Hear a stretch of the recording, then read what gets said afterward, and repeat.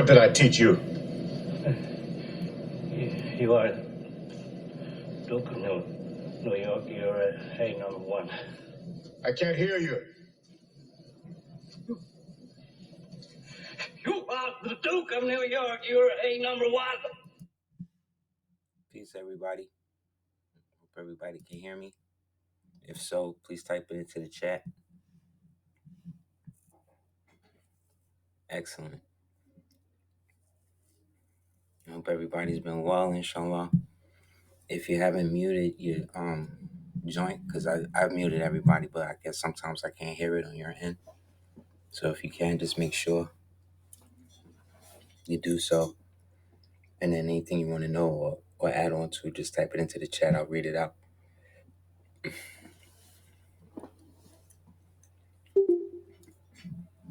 Hope everybody's good, inshallah. Based on everything that's going on, you know how it is. Anybody have any questions about anything before we get started?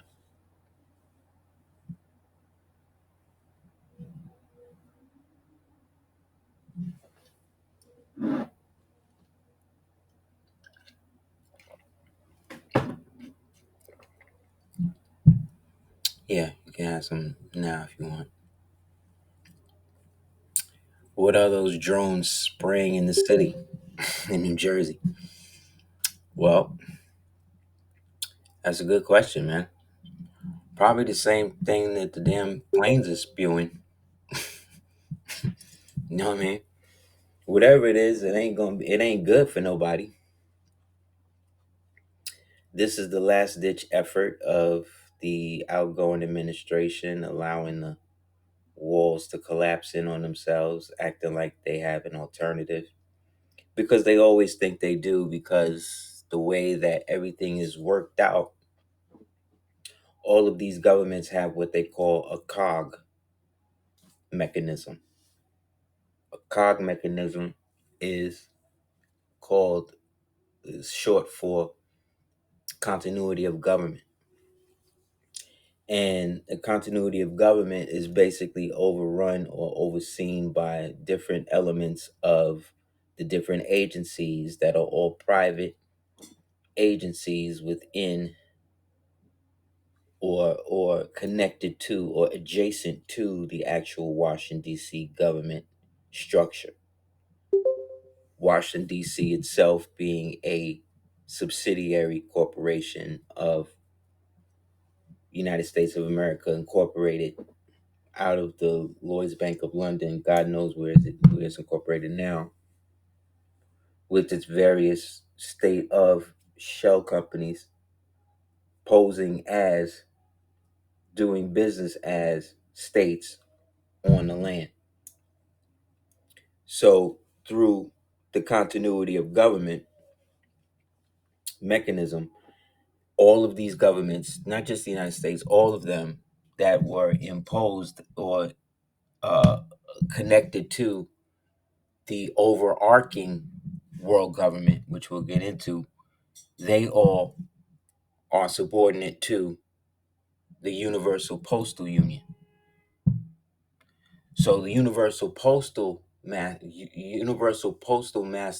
the postmaster of the Universal Postal Union, is basically above everybody on the planet. He or she or it is responsible for all of the sureties doing business as these subsidiary corporations that are posing as governments and as states to perpetuate themselves. So if God forbid anything was to happen, they'll all let all of their peoples perish. And then they'll go into whatever bunker or whatever beyond ice wall or whatever spaceship or whatever portal or whatever it is the hell they think they're going to use to get up out of here while the rest of us, ain't here no more. So the drones, you know what I'm saying? If we're calling them that, if that's what they are, we don't even, We don't even know what they are. The one that you shot down, or the one that the pigs pulled out, like that don't necessarily mean that that's what they all look like. That's what that one looked like. You know what I'm saying? So we don't really know. They don't really know. You know what I'm saying? So that's the issue with that. In terms of the structure of one of the ones that I saw,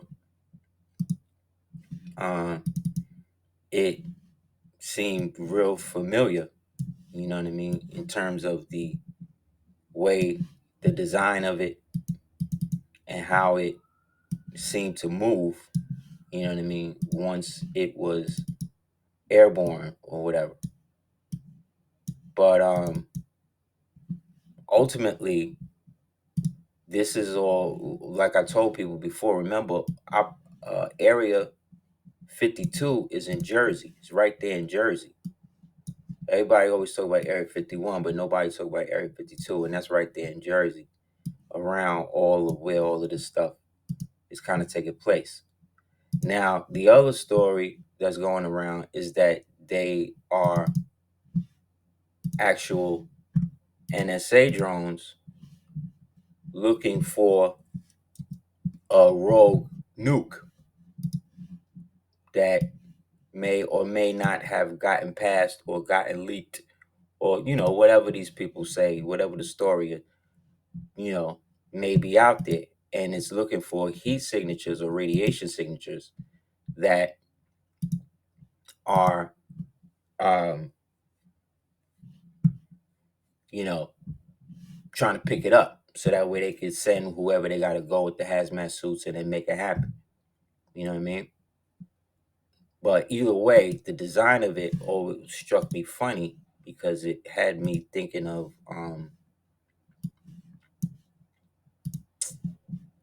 what do you call it? I'll show you in a minute. It reminded me of the Slave One, which was, for the nerds in the house, was this Boba Fett's spaceship. See that in the middle. You know what I mean? So they definitely work in an operation. It's just that you'll never know who's really working the op. Like, we don't know. They don't even know if it's their own people. You know what I'm saying? Like, they don't even know. Like, they lie to each other and to each department to such a degree they don't even know. They can't, even if they do know, they can't really be sure it's them. You know what I'm saying? And then at the same time, because they so incompetent, because they lie with every breath they can muster, they can't even like let on that it's not until it's too late, because then that would agree, or that would admit that they are what do you call it? That they are insufficient and incompetent, which they are. You know what I'm saying? The only thing they good at is stealing, killing, murdering. They're not good at covering nothing up anymore. They're not good at keeping things quiet. They're not good at the basic stuff they used to be involved with. You know what I'm saying? So, you know what I mean? It could be a bunch of different ops working at the same time. We don't really know. Whatever they spraying though ain't good. Now, it just so happens that Elon Musk's brother, Kimball Musk, owns the biggest drone company, I want to say in the world, but let's say in the United States. And he got a base, and he got a factory or whatever out there. So, you see what I'm saying? They are running multiple ops against each other in a last ditch effort to get this war with Iran going, so that way they could commit this nigga to another 4 years and then get him out, and then hopefully try him again. You know what I mean? And then commit everybody to this war, because this is the war that the state of Israel won. You know what I mean? Every war that was a part of the plan for a new American century. For people that don't know what that is, everybody remember the Iraq War, right? Y'all remember how that started? Everybody remember how the Iraq War started? Yeah. Okay. We think it started with 9/11. No, it started when Cheney realized that freak the he could freak the vice presidency because he had a drone like this. Like basically, Bush was like a drone. He was like this thing that you see on your screen right now. He just was there to move the needle enough to get Cheney to be able to get his so-called neocons, which was another faction of the military industrial complex, to be able to be in there and use his vice president powers to do things that vice presidents up until that point had never done. They were trying to flip the same alley-oop to Kamala, but she's an idiot. She's a blithering idiot, so it wouldn't have worked.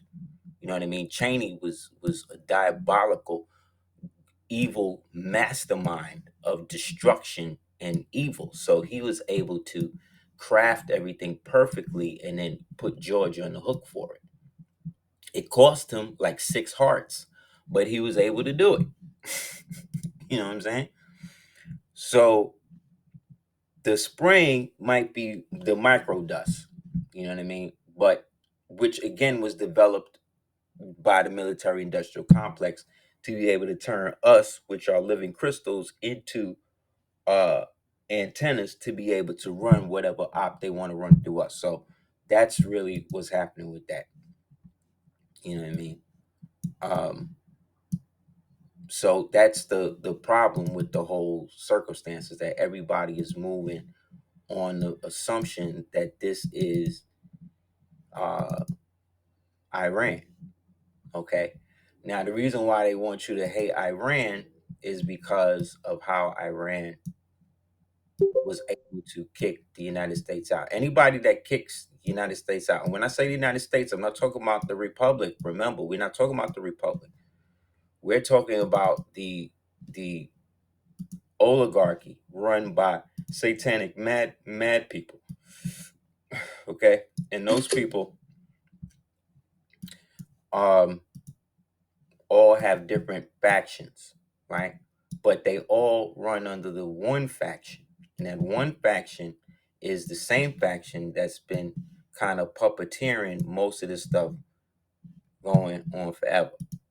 So all of the countries that were invaded and stuff after 9/11, those were all countries expressed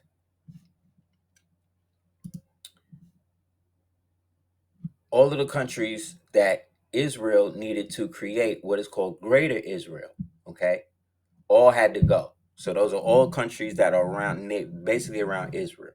They tried to start with Egypt. They was able to maintain that, but eventually Egypt gonna get up out of here. So they're going Egypt. So it went Iraq, Lebanon, which they about to get into again. Lebanon, um, Libya. What else is over there? They already got Sudan. They broke Sudan into two countries, right? And who else? Syria. Syria just fell last week, right? And these were all countries that had stable. These were stable semi-democracies in these countries that they supposed to like, but they needed to get them to get out of there because they're trying to extend the boundaries of Egypt to accommodate all of the warmongering stuff they want to do. So that's why they got to go. So now with the drone wars that they trying to pop off, they need to finally move on Iran, because what you have really is a coup d'etat. Why? Because all of when you think of the Illuminati and these niggas and these types of people, right? We talk about them, the Illuminati and them things. These things are the small fries in the greater scheme of things. The people that we think is running everything is not really running everything. They're running the day-to-day management of the hellscape. that we call the modern world. You understand? They're the ones paying for everything. All of the research, when you be like, well, why would somebody want to pay for the research to graft the cow's head on a monkey or some shit like that? These are the demons that's paying for this. Okay, so just like the drones on the TV, when you think of the Rothschilds and the Rockefellers and the Kennedys, who are the Cavendish and them families, those are all the drones. Okay, the real families and the real monies and all of that is coming from these animals, these beasts, right? This is from an article from Dunning Douglas C. Yovan, right? So the noble bloodlines and the papacy, okay? The history of the Roman Catholic Church is deeply intertwined with the influence of noble families, okay? You notice it didn't say anything about God, didn't say anything about Jesus, nothing even about Mary. The first thing they start talking about is these noble families. The history of the Roman Catholic Church is deeply intertwined with the influence of noble families whose power extended beyond their secular domains into the spiritual realm. So these are the accursed families that made the deal with the besiegers, right? Whoever you want to call the demons, whether you think they aliens or demons or reptilians, which is basically all the same damn thing. These are the niggas whose families made the first deals with these things to help infest and turn the world into what it is now. Because they came in at a time when the world itself was going through the last so-called upheaval, or what the vulgar people refer to as the reset. These noble bloodlines, through strategic marriages, political alliances, and substantial patronage, played a pivotal role in shaping the leadership of policies of the church. Okay? Now, in that, this is why you can have a bunch of different actors. You can have Angelina Jolie be the cousin of Obama, and then Obama being the cousin of Brad Pitt, and then Brad Pitt being the cousin or descendant of the Duke of Lancaster or whatever the hell. This is how all of this is happening. Okay? Because they practice a lot of consanguinity, which is the practice of marrying within the family, which unfortunately can breed insanity into the bloodlines themselves, which would and then lead to the destruction of the line. But that's a whole nother story. Okay. They played a pivotal role in the leadership and policies of the church, from the Borgias and the Medicis to the Farnese and the Orisini. They are at the top. And of the two, the Orisini is above the Farnese. Okay. These families produced multiple popes and high ranking clerics, which means what? Wizards, right? Freemasons, you know what I mean? And that type of stuff. And clerks who wielded significant influence. Their contributions to art, architecture, and education, as well as their involvement in major church reforms and political maneuvers, have led to the enduring legacy. However, their rise to power also brought instances of corruption, nepotism, and scandal, challenging the church's moral authority. See? The paper delves into the historical significance of these people's families, exploring the impact of the papacy and the complex interplay between the secular and the ecclesiastical power. By examining both their contributions and controversies, we again comprehensively understand the lasting influence of the Roman Catholic Church. So, the Roman Catholic Church, which is 200 years older than so called Jesus Christ, which itself came out of the papal Roman pagan polytheist cultist culture, adopted. Okay, so that's the same people that murdered the so-called Christ, right? Whether you call him Jesus, whether you call him Yeshua, whatever. The same people that murdered him decided to then adopt his understanding of who he is, then set about to create councils in which these are the people that killed him. These are the descendants of the people that killed him. Remember, Peter, if there was a dude named Peter, right?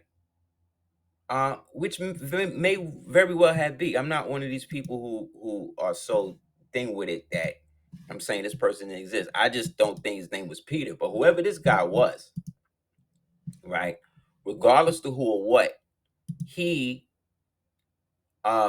murdered mass Christians to the point that he became the most pious zealous Christian, right? To prove again the whole Malcolm X theory that you can, rise above who you were to be somebody better. So that goes along with the story of why he became the so-called patriarch, right, of the so-called Roman Catholic faith or church or whatever it is in its conversion. Because remember, it's pagan at its root core, right? So it has to entertain that. And then on top of that, now it's taking the moral opinion that it has the right now to decide what aspects of Christianity are real of the person they killed, right? And to the one that they didn't. Then on top of it, created a way for people to worship his mother, which goes against the very tenet of what he himself said you're supposed to do. Why? Because these people, right, that we're talking about here, these bloodlines are descending from these ancient lines of people who were a part of this mass conversion, and then in that laid the groundwork to become the patriarchal families of the religions that they themselves helped to foster to bring about a greater control that they could have over the world and whatever peoples they happen to be dealing with, because it didn't matter wherever they were. What they were or are were people who were about control and maintaining power above all else. So everybody else had to fall by the wayside, because these are the families, like I said in the last class, that were associated, that would eventually associate themselves along the lines of that whole Drakenberg Societas Draconis thing, where they could legally have a where they could legally practice paganism, right? Sacrificing of humans, taking of slaves, things like that, and still not be seen as hypocritical or outside of their sphere of influence. This is how they were able to accomplish that, because at the very root of their ascendancy, right, they're coming at a time when the world has now switched up and changed to such a degree that they have to now foster different means of control. So how this plays out with the Hebrews and all of that is that, let's say at the time of the fall of Rome, right? Persia and Rome is basically going the way of that, of how empires go. And so at this collapse, at this fall, right, you have different families that can trace their lineage, like I said, back to the ancient world, right, of which we're seeing the transition from the ancient world or classical world into the, let's say, modern era, right? We're coming out of the medieval era into the era they're calling the Age of Enlightenment, which now is the first phase of the fall of us, which is then the reset of everything else. You know what I'm saying? So this is when they're coming into cities and stuff, seeing the whole thing done. So by the time you get to somebody like um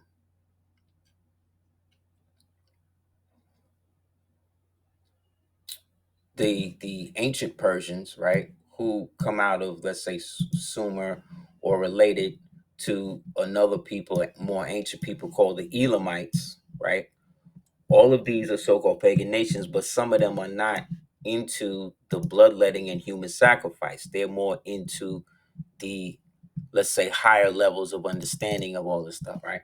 So they go to war with the faction of them that's still with it. Because remember, at the height under Darius, he put out a constitution, or let's say what they refer to as the first Bill of Rights for any human society at the time, in which he said that everybody that had their temples and everything messed up could come to Persia, and the Persian Empire would pay to have all of their temples and everything rebuilt.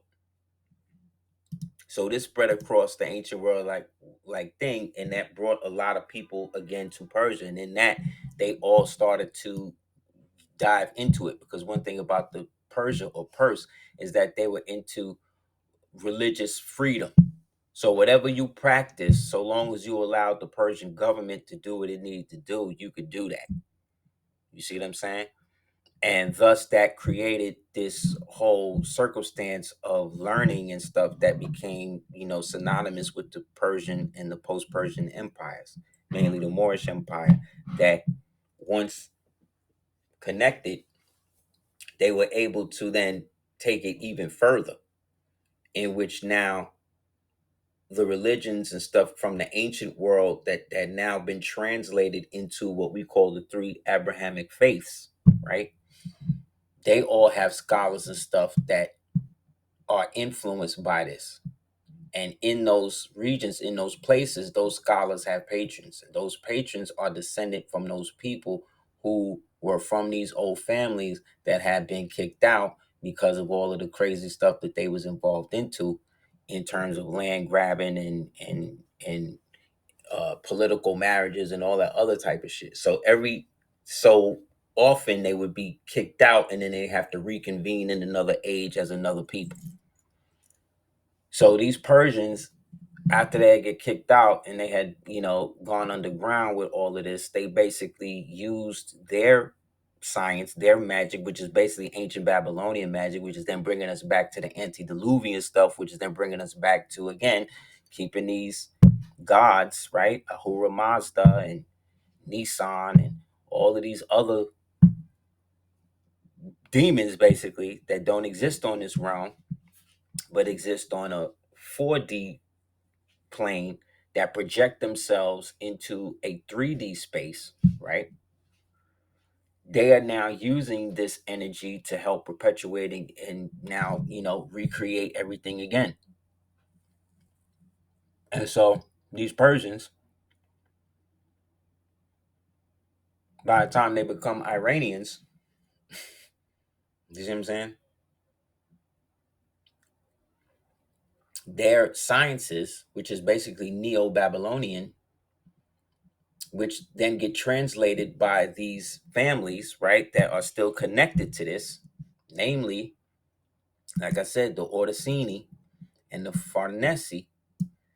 They are the ones that start to influence how the so-called global power structure is going to go from behind the scenes by financing a lot of what has been happening uh, throughout the old world. Like when we talk about the fall of Granada and all this other type of stuff, we talk about these people. When we talk about the the the Fed, the Federal Reserve, we talk about these things. You know what I'm saying? Because they're the ones that's genetically and historically financing this on all sides. But because the people are caught up in the physical presence of what these things are, out of sight, out of mind. If you never hear nobody talk about them, then they don't exist. Because that's an actual like law of reality. That nature itself abhors a void. So anything that is a void has to be filled. Therefore, that void that's filled can be a void, but if they put something there that looks like substance to fill it, then you see what I'm saying? Nature will go along with it. You understand what I'm saying?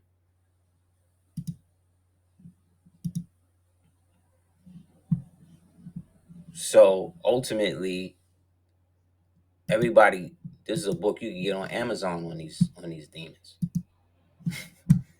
You know what I mean? Is that known? Like, we just don't know because we just go by what the internet niggas focus on because they don't know any of these other people. But people like myself, people like Bobby, people like Santos Bonacci, uh, who else? I remember Brother True Master, and I was talking about them back in the days. But it's very whisper talk, you know what I'm saying? Because these things are crazy. So everybody thinks it's the Aster, which was at the top. But again, they got rid of Yaqub Aster, aka Duke Mortal, who again was connected to the uh, Farnese side, which we'll get into in a minute. Right? The Bundys, the Collins, the DuPonts, the Freemans, the Kennedys, the Lees, the Onassis, the Reynolds, the Rockefellers, the Rothschilds, the Russells, and the Van Dynes, right? But it's really about the Borgias, the Breakspears, the Samaglias, the Orsinis, the Contis, the the Chiquis, the Chichis, the Colonnans, the Farnese, the Medici, the Catani, the Pamphilani, the Pamphili, excuse me, the Este, and the Aldobrani.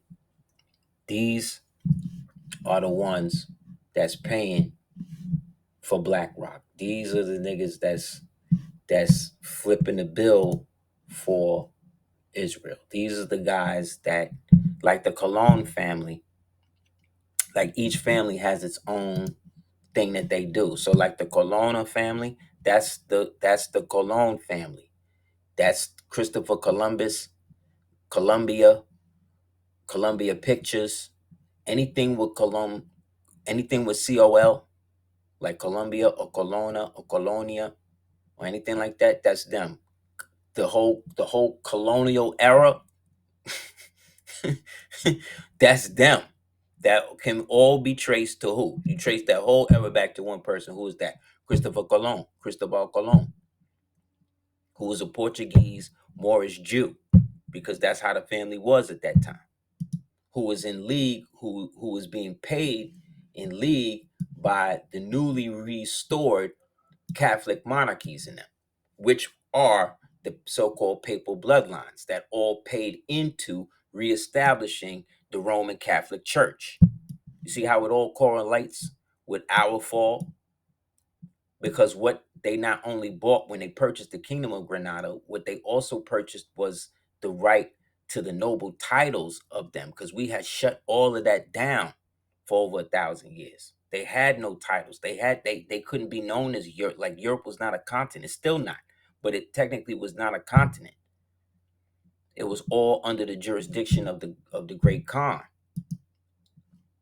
who they referred to as Prester John. You see what I'm saying? Because he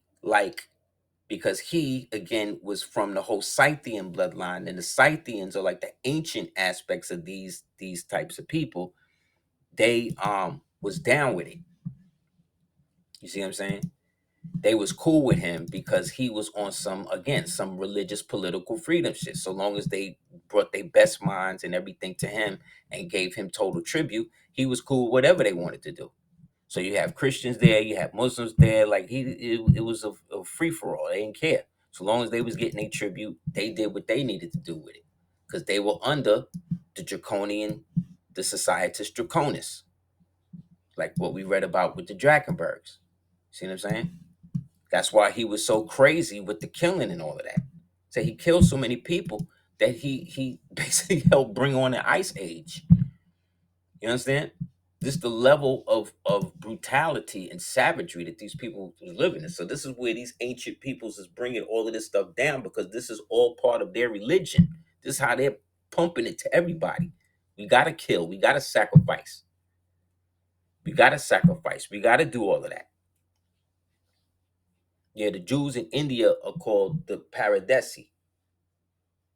because they descend from the Moors that ruled India from the 752 from the Mauryan dynasty. But they don't really talk about them because they seen them as the same way white Americans see Jews here. They how they see them in their culture. So they look at them like they bugging because they all supposed to be worshiping idols. But they, you know what I mean? They're on the opposite. So these ancient Persian wizards and masons and whatever people that's keeping this type of information, this type of thing going, they're the ones that's now going into all of these other systems. Look at the headdress. See the headdress on this dude? See, I got a fez on. You know what I mean? But this is also the type of headdress you see on the 32nd degree Mason, right? Then over here, you would see this headdress on like rosters and stuff. Because these are all melanated people. Because Persian and Persian, Macedonia, all this stuff is still melanated at this point. The influx is now coming in. The influx of white folks start coming in front of, let's say, the end of the Bronze Age, after the collapse. When these people, when like I said, these people, these pagans, these types of Moors came through, when melanated people started coming through and started remaking and redoing everything how they needed it to be done. So, like I said, by the time Rome falls and all of this, we all of that. Well, in this picture on the left, that's Genghis at the top in the serpent throne, and under him are the subjects. So this is what I'm saying. This is a rendering painting of that. So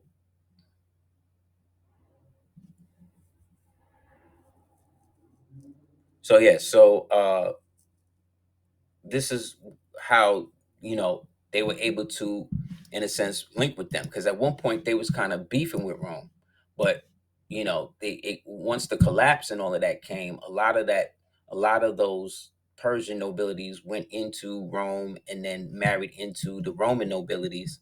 You see what I'm saying? That were getting replaced and reduced because we was now coming in and shutting all of that down. And so only the ones that was associated with them were the ones that were allowed to not live in darkness and in hovels and all of that, and thus created the whole rise of the noble class, so the feudal system, in which the only people that had knowledge of civilization outside of those areas were those people who were connected enough to be able to be merchants or have something to move that out. So in that allowed them to set up political alliances that would eventually help them re-strengthen what became Rome. So by the time Granada falls, let's say about 1492 to about 1555, you get now all of the other areas that are now a part of this great expansion of this new so-called European homogeny over the world. They now have to marry into all of the other thrones, and then once that happens, they're able to then conquer them and then turn those people into vassals by getting them to adopt the Roman Catholic state religion, which itself is paganism under the guise of Christianism. You understand? So it didn't matter if you were Muslim, it didn't matter if you were Christian, it didn't matter if you were what's the other one? Hebrew. You still had a certain sect within those sects that were full on devil worshippers, for lack of a better word.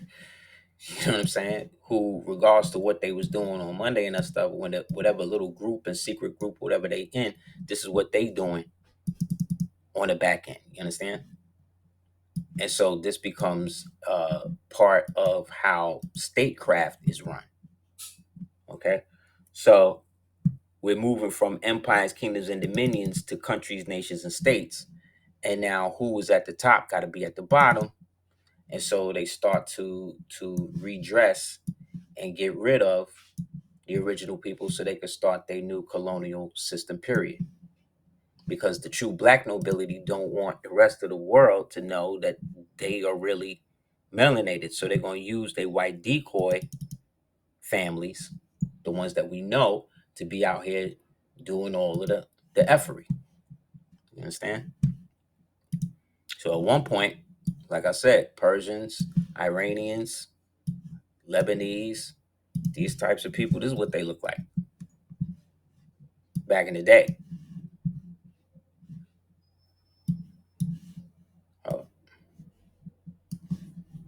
And it's probably still now. You're just not going to see them on TV like that because they don't want us to know that people like this is in Iran. Same way they don't want us to know that they in Palestine or wherever else they at. They want us to think that we're the only ones. And I mean, for the most part, we are. But what I'm saying is that universally, there's a deep need to keep these oppressed communities and societies from being seen as they are in their actual light. You know what I'm saying? Like these are melanated people. This is a melanated woman right here. Like if she was on Brooklyn Avenue right now selling incense, you wouldn't you couldn't tell the difference. You know what I'm saying? But they know the difference. Same thing with this dude. He looked more like the Persians on the wall reliefs that I just showed you than the ones that's in there now. But the ones that's in there now got in there during the upheaval period, like I said, when everything got switched up.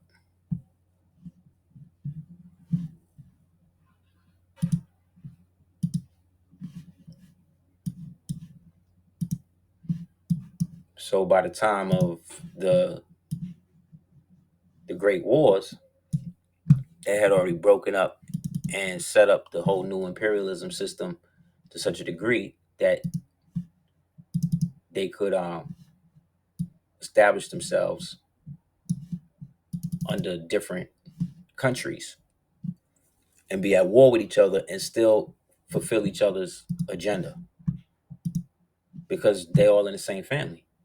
You know what I'm saying?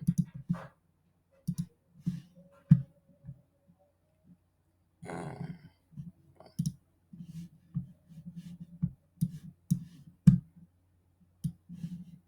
you know what I'm saying? I'm saying like literally though, they literally all in the same family because they all come from the same bloodline of these people who's doing that. So the Orisini, excuse me, Farnese have a line called like their house, the part of their house, their noble house is the House of Savoy, right? And they have holdings going all the way back to Alessandro, who I can get out in a second. Here it is.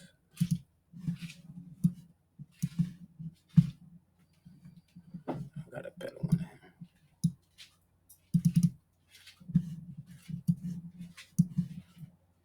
Okay.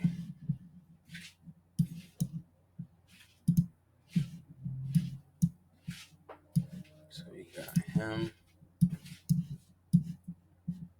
There's Alessandro. I'll use that for the other one.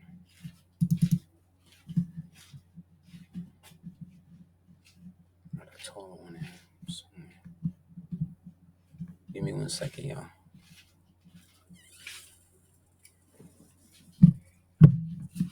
This nigga.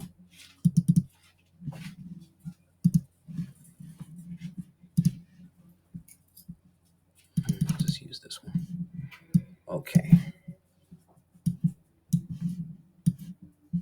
So their connection through these time periods was how they were able to do that. So at one point they was, the Persian Empire, and then they had to break that down because they got, invaded and taken over, and then they redistributed themselves because they're all worshippers of Zoroaster. You know what I mean? And Marduk and all of that. And like I said, they were about allowing people their religious freedom to worship these things and keep these things in the general populace memory, which then allowed them to continue what they was doing. So a lot of these temples that they went around the world helping these people rebuild was great, but it wasn't so great when they started to then go back to sacrificing people and, and burning people and all of the stuff they was doing at these damn temples, which is why there's such a break in history where people be like, well, how was they in these temples? And then just one day they just wasn't there no more. Because it literally came down to that. Like, if you go back here with these babies and stuff to do this, you're going to be killed. So people seen that as, so they seen that as religious oppression. You understand? You're dealing with crazy people. So they think that you not letting them sacrifice their children is somehow oppressing their religion, which went against the overall, so like I said, universal Persian Bill of Rights that at this point had now engulfed the world, and these people was using as justifications to do all of this crazy stuff. So here you got Philbert the Second, right? Surnamed the Handsome or the Good. So Philip the Good was the Duke of Savoy from 1497 until his death. Philbert was the son of Philip, who you get Filippo, the landless, who until 1496 was the junior member of the ducal family, and his first wife, Marguerite of Bourbon. So he married into the Bourbon line, which then hooked him back up to those ancient Moors, because the Bourbons was connected to the Andalusians. Then right here, Alessandro, aka Il Moro, he's the most famous. But look at these. Look at Alessandro, and then look at Cosimo. Cosimo right here, he's the Farnese. So he was the head of the Medici, right, at the point where they was calling him the Moor. And then this again is Cosimo, the first, I believe, of the Farnese family, who would eventually, I think, goes on to become Pope. See the demons on his epaulets right here. See the goddess right here, this Aphrodite. See what I'm saying? See the lions.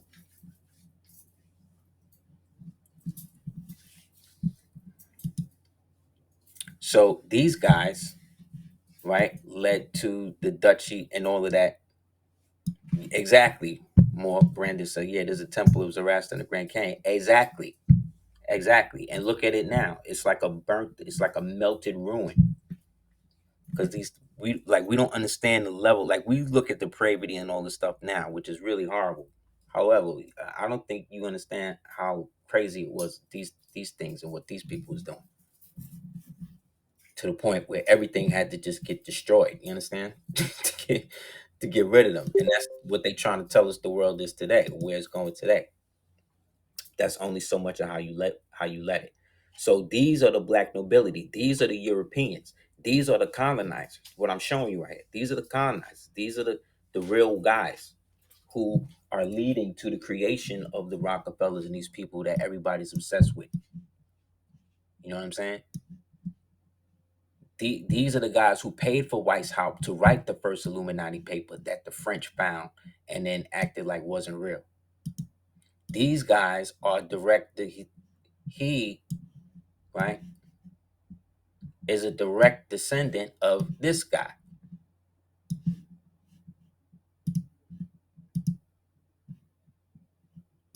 on the right. You see the resemblance?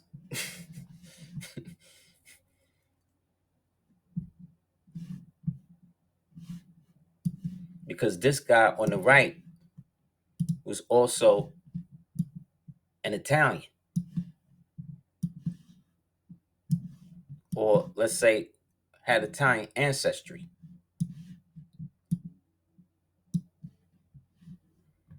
This is why the Italians and Ethiopians went to war. Think about it. Ethiopian, right, is a Greek word. But so you have a so-called African nation that was called Abyssinia in ancient times, that was renamed a Greek name, right, in modern times, was an African nation fighting an Italian nation that used to be melanated at one point. That's now not. Backing another nation, Eritrea, that was once a part of Ethiopia, right? But they are now more on the Italian side. And then they have an emperor who they believe is native born Axumite Ethiopian.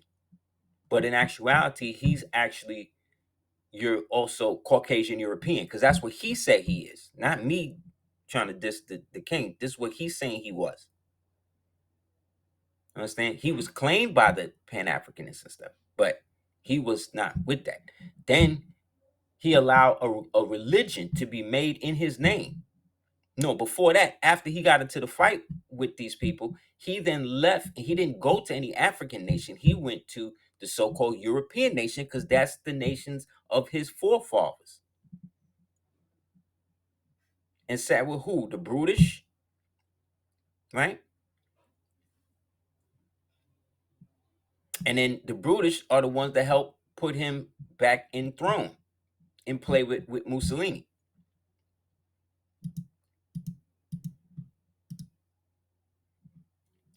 Look at the picture he's wearing. He basically got the same thing on that he got on.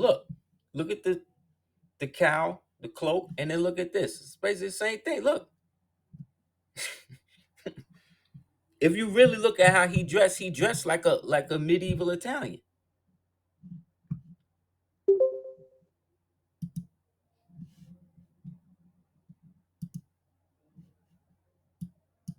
right? Because he was a part of the House of Savoy. Because he, like I said, like a lot of these dudes was European. Because a lot of the Italians at this time, including Mussolini, was mad dark skinned. But all of the reels and all the shit that we seeing is white people. Is them looking, thing. But in person, like I said, Italians wasn't even considered white until after the Great War. Think about that. Why would that be a thing? Because we don't even understand like what was going on. Like, you understand that the Vatican had treaties, open treaties with Hitler, open treaties with him. They they was not, they was not at odds with him. In fact, it was the exact opposite. Like, look, this is an Eritrean. This is an Italian.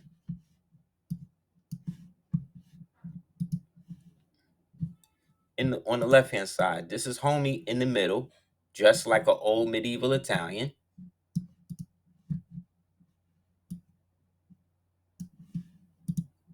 And then here he is with the head of the corporate state that he was the chairman, that he was the CEO of.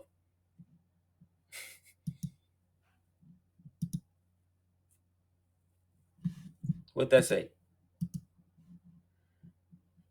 Dominci Dominesio Mondelli, also Waldi Selassie, known as the Black General, was an Italian Bosaligar, aviator, and Ardito of Eritrean origin, a highly decorated officer during the First War. So, what are they talking about? You see what they were saying with the problem with that? Because people don't remember historically there was another Italian dude named Franco, and Franco basically launched a whole redistribution of wealth through shipping a bunch of Moors both into Ethiopia and into Italy to secure his position. They even had propaganda posters to help prop up the endeavor.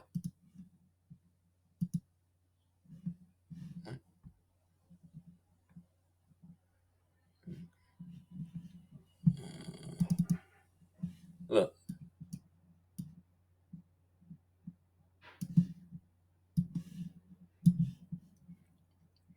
see, war is such that they can have you fighting in a place and you not even know who you fighting, what you fighting for, what you really there for. None of that. You just there and you got to follow the orders. That's the scam. That's how they keep it going. You understand? It's a scam. And so because there was a group of people that didn't acknowledge this dude as being their emperor, you see what I'm saying? Because they saw him as an Axumite. And although they are Coptic Christian and all of that, they also very tribal. And remember the original capital is at Lailabella. And all of that got switched up. All of that got shut down when homie came in.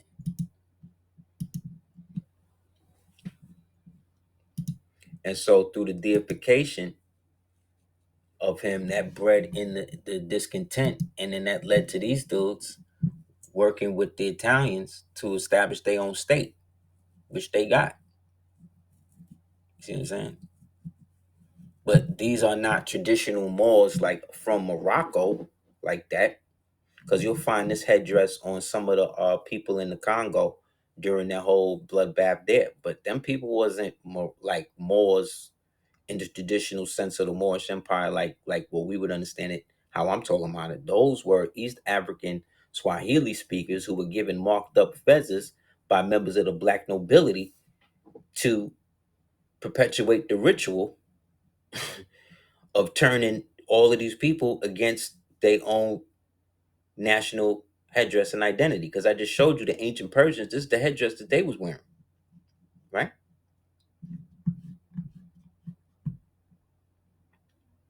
In which this is why the prophet said, Moors, you're not supposed to mark up your fez. See? Because the marked ones was usually the ones that was contained the mark of the beast, the mark of the man who was going through and redistributing and, turning things into what we understand the historical account to be, which most likely is false.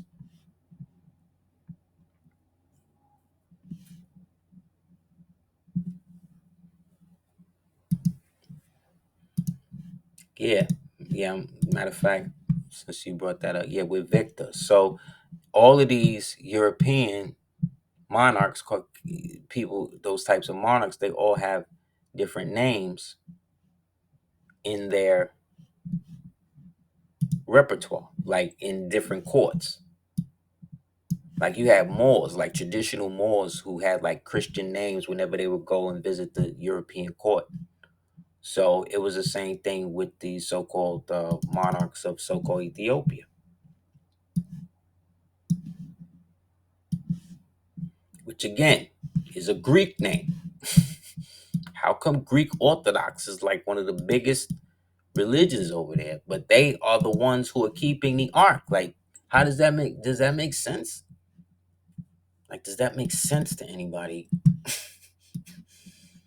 How are you guys holding the actual ark and yet you're not even practicing your own state religion? You practicing another nation that you've named your nation after your nation already had their name.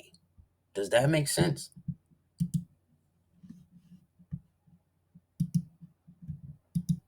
So in the European court, he was seen as the king of Italy, Victor Emmanuel, Vittorio Emanuele Ferdinando Maria Gennadio di Savoia. See? De Savoia, meaning the House of Savoy. Vittorio Emmanuel III out in Albania. See? So that's what he is in Italian. In Albania, he's known as Vittorio Emmanuel III.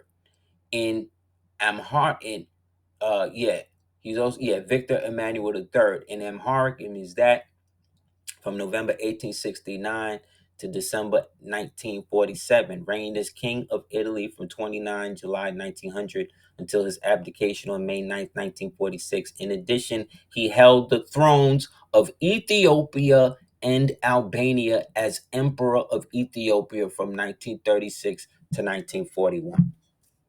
Now, they have a white picture of a guy they saying is him. But like I told you, that's how they do you. They do the decoy. If it was one person, how come you got all these different versions of the same dude?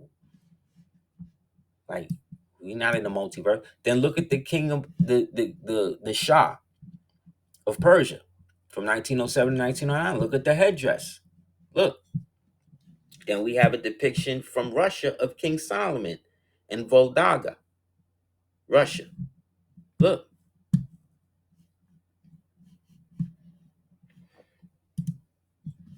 These are the dudes. This when they talk about the guys, the colonialists, the imperialists and all that, they talking about people that look like us. We were just deposed because we were the ones that wasn't with all of the stuff that they themselves was really down with on the back end. Cause like I said, Alessandro and them, the Medicis and them, had multiple scams, multiple rackets all over the all over the Venetian world. So they come back as Venetians, and then after Venetians, they come. You see what I'm saying? They get broken down.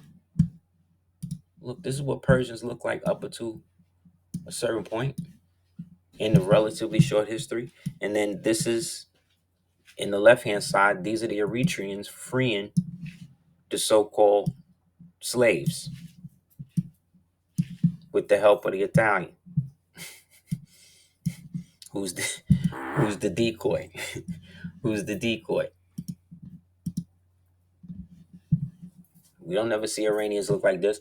So again, the Iranian family, the Farnese and all these people, they're the ones behind the Pope. They're the ones paying and keeping that going.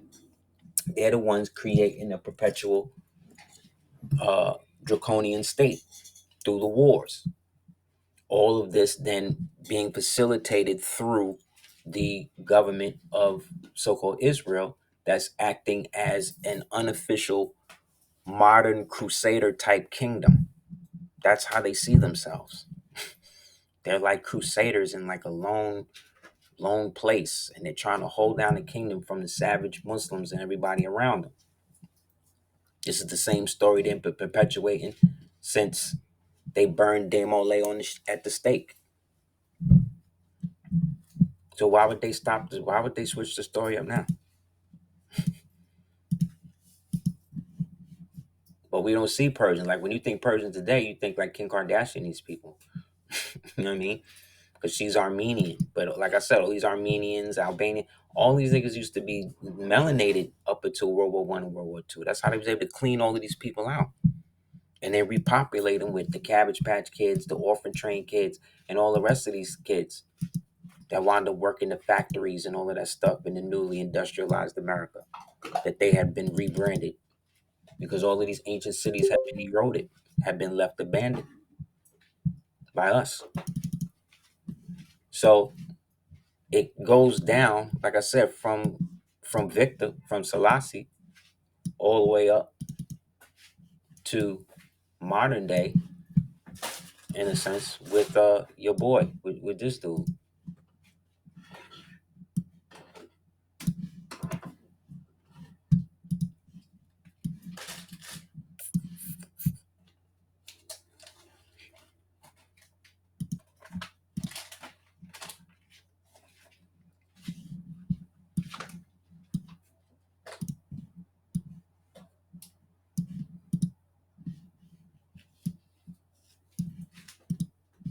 Castro, who allegedly may be the father of Justin Trudeau, Premier of Canada, who may begin ousted because of all of the money and stuff he's been laundering for the Chinese and whoever else. Castro is a Farnese. He descends from the Farnese clan. He also was an actor. This is him over here. CIA propped him up. Because like I said, CIA's job is to maintain CIA above every and anything else. It doesn't have any allegiance to that. And according to the charter that these idiots gave them, they basically say that they can do whatever they want so long as the United States government can't be implicated in it. So you see the problem with that because they're horrible at it because they're always implicated in something. They're always paying for the destruction of something.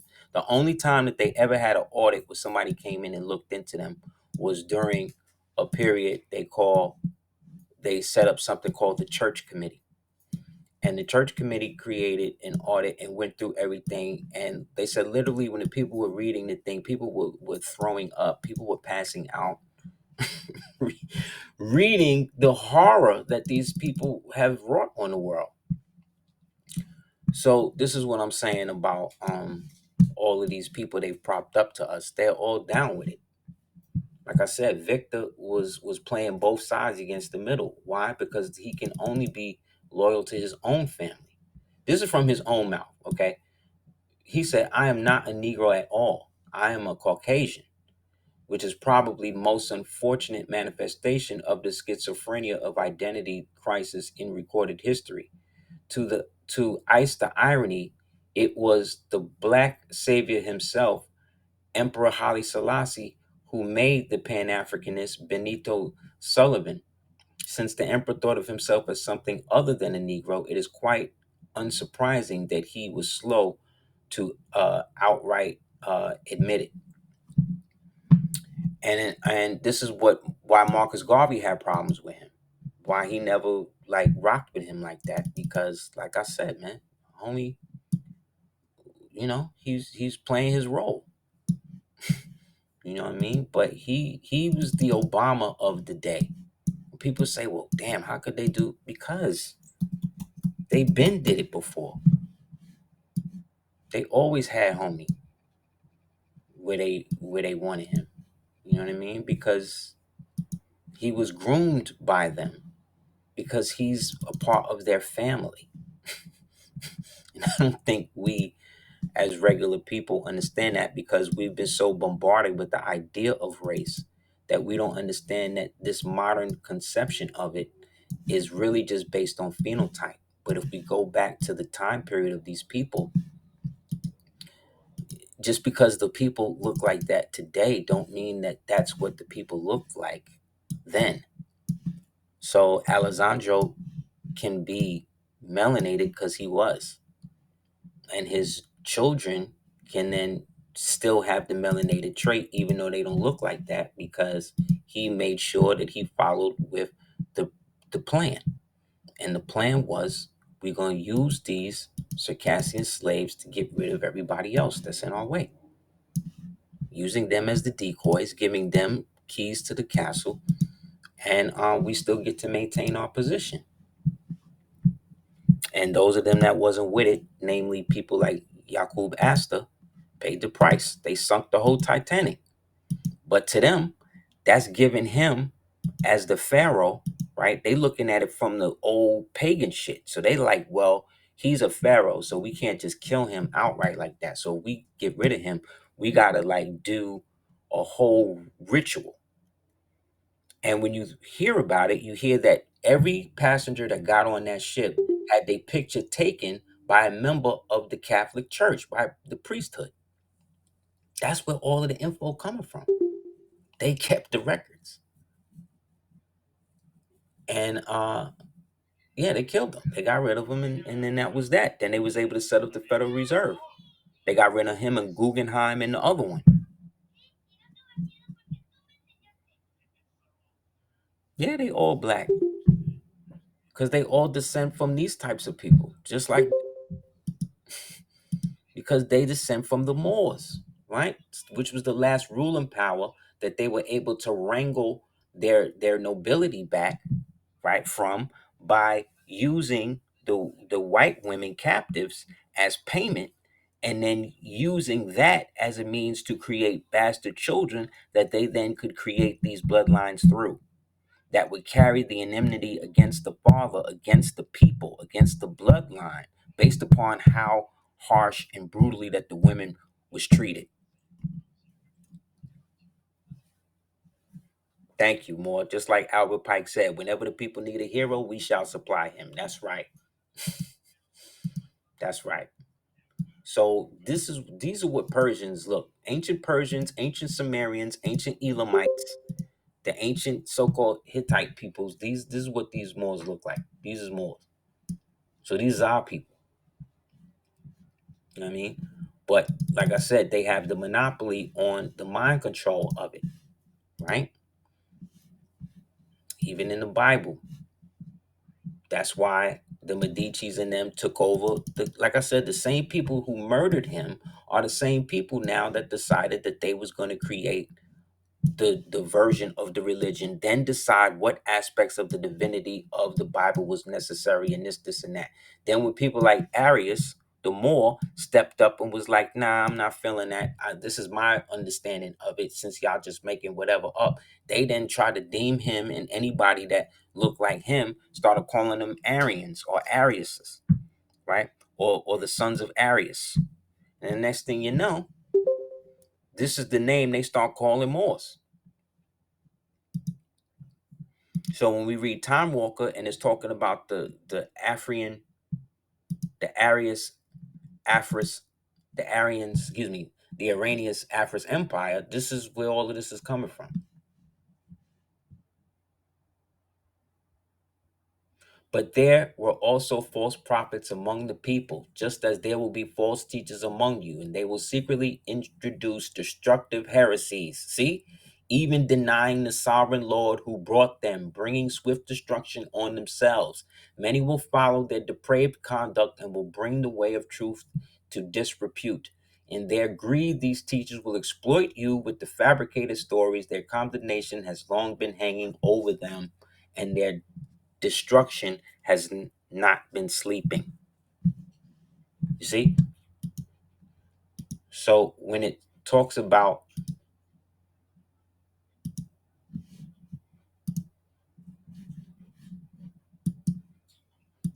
the joint hanging over them, right? It's talking about the sword of Damocles that hangs above all of those who have taken the original rites and decided to instruct them and turn them pagan. See the swords above? You see what I'm saying? This is why we're not supposed to be dealing with that stuff in that way, because we, as the graduated elect, we've gone beyond the aspect of ritual. Our everyday practice of love, truth, peace, freedom, and justice is the actual ritual itself. It's more powerful living that than any ritual you could do to symbolize anything else that's already happened for somebody that's already dead or may have never existed in the first place. There's too many false doors in these situations that keep us from understanding who and what the real enemy is. Like I'm showing you, these people are playing both sides of the fence and have been from the very beginning. Castro was probably never communist, for all we know. That's just what he did in order to keep the thing going. And then when he died, he going to get the royal crest put on his picture, and they're going to put that in the Vatican with everybody else's picture. Like I said, all the crowns that these dudes, including the Romans, was wearing, they got that all in a sense from the Persians. People think that the kippah that the Jews wear is Jewish. It's not. It was never so-called Hebrew. It was always Roman, who adopted it from the Persians, who adopted it from the Elamites or the Sumerians, who then adopted it from, again, the pre-Diluvian peoples. This the one right here in the middle. This is the one the Pope wear, right? And the Shah of Iran, who's supposed to be a Muslim. Think about that. Because at the very top, all of these dudes are priests of the same religion. It's only separated down at the bottom because we're looking at the bottom, going from the bottom up.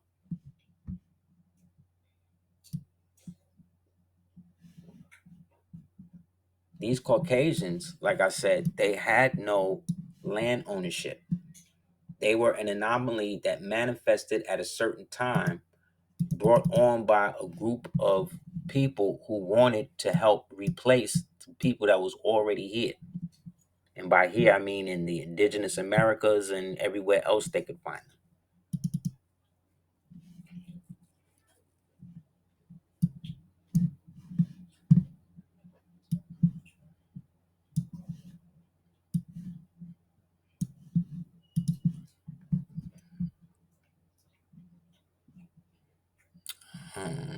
Let me see. Hold up.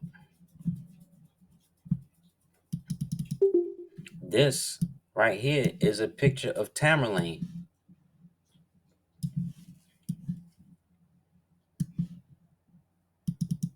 Right? So the guy on the throne on the right is Tamerlane. The dude on the on the left is Tamerlane. The dude on the right is another painting of a Persian. And then the dudes in the middle are two members of the Zouave Moorish army from America from 1860. The real Confederacy, the real Union.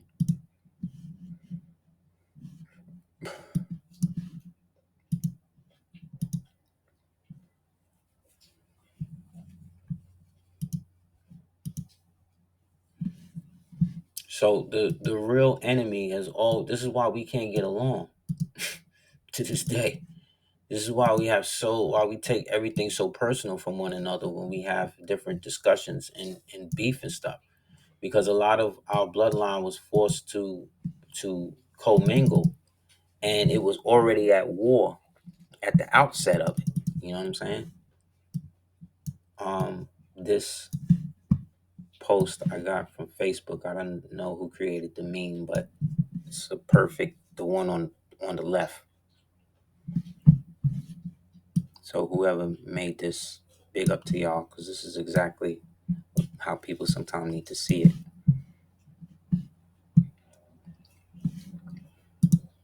So the very designation of calling melanated people slaves is part of the mind control and the colorable law structure that was set up to, again, disassociate us from the idea that people can exist under a cultural identity, a national identity, and not a colorable law identity. You know what I'm saying? So these modern day people that they're calling the Poles, the Czechs, the Slovakians, the Eastern Germans, right? That's the Western Slavics. The Southern Slavics are the Balkans, the south of Carpathian Mountains, the Serbs, Croats, Bulgarians, Slovenes, and Macedonians. Now that's interesting because the original Macedonians was supposed to be from where? From Greece, right? So what are they doing in Southern Europe, right? How they wind up there? Well, they say, oh, well, after the war and Alexander died, he wound up going out there, and that's where he stayed. And then a group of people stayed there, and they became known, and they kept the ancient name of the people as Macedonians. But like I just showed and proved to you, all these ancient peoples used to be melanated. So all these names they're giving these people are basically the modern names. This is after the Reconstruction. This is after the so-called reset. Then the East Slavic are who? The Russian, the Ukraine, the Belarus, the Kievan Rus, which eventually evolved into the Russian state, as well as the Dragoviches, the Radimiches, and the Servians. Okay? Boom. The first slaves of the Caucasus Mountain, home of the Slavic language speakers, were slaves. Slaves from the communities perceived to be uncivilized did not have cities. You understand? They did not have cities. So they did not come from a place in which they were used to a metropolitan or cosmopolitan way of life, which means they probably couldn't read, couldn't write, didn't have none of that going on. They brought these guys out and decided to use them as they had always used them as serfdoms. The slaves respected but subordinate in society. Slaves achieved manumission through marriage and purchased freedom. See? So they started going to them. Slave areas cut off after the fall of Byzantine Empire to the Muslims, right? I.e. the Moors. So this is what they would do. Just like we read earlier, they would go and they would find the babies and they would have what they would perceive as bastards or whatever, because the highborns and the black nobility, they never wanted to marry. They never wanted to marry Caucasians and stuff like that. They treated them like crap because they were the lower class and they were the people that since they had been using from, like I said, the fall of the Bronze Age.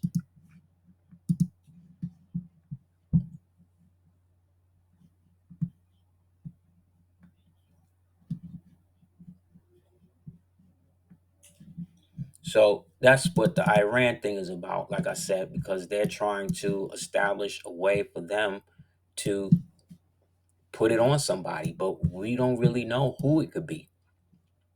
And if Iran is like right now, they're dealing with a whole upsurgence of people trying to become Christian out there. That's what they dealing with right now. There's a whole wave of the youth and the people that's trying to be Christians now. They like, nah, we ain't dealing with none of this. We don't want none of this repressive Islam because it was a cosmopolitan state up until Israel decided that they didn't want them in there. So what the CIA did was set up a color revolution, brought them niggas in there, they brought the crazy Islamicists in there, destroyed the country, and turned it into the Ayatollah state, right? And then it's been repressed ever since. Did the same thing in Iraq. Iraq was one of the best friends to the United States, right? And what they do, they went to Saddam, shut him down, worked with the rebels, right? Put the rebels in power, and what did they do? Extend ISIS. Did the same thing in Afghanistan. What happened? Went in there. They wasn't supposed to go in there after the Soviets had destroyed everything. Didn't learn nothing from that. Then what happened? Went in there, and now who run it? Taliban. Whose culture? They have a culture of raping children out there. That's in their culture, where they say that the men are only good for the women are only good for procreation. Men are good for men. Men are good for entertainment and fun with each other. This is how they're raised out there. This is their culture. You understand? Not because I say so, because this is what they're doing out there.